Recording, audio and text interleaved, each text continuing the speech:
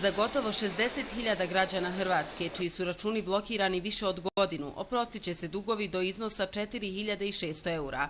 Vlada Kosova razmatra opraštanje dugova za porez na imovinu, carinu, struju, vodu, smeće i grijanje. Zaključno sa 2008. godinom kada je proglašena nezavisnost Kosova.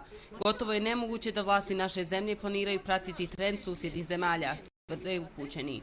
Primjer koji mislim da govori u prilog mojoj tezi da se to neće desiti, jeste recimo činjenica da bi svaki put sa poskupljenjem struje vlasti morale da donesu socijalni program za najugroženije potrošače struje, dakle za najugroženije među nama. Oni to nikada nisu uradili. Naš budžet u ovom trenutku, a pod našim budžetom mislim na budžete svih nivoa vlasti, ne mogu podnijeti takav jedan vid pomoći. Iz razloga jer su svi budžeti u velikim deficitima i nema zaista realne osnove da država može opraštati dug po bilo kojoj osnovi bilo kojim pojedincima.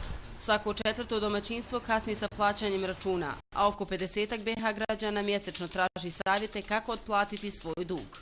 Razlozi su često gubitak zaposlenja, smanjeni prihodi ili jednostavno smrtni slučajevi u porodicama i to je ono što njih interesuje zapravo kako kasnije riješiti nastali problem i traže pomoć. I najviše duguju bankama, kredite, jer po meni svako domaćinstvo ima po 2-3 kredita sigurno.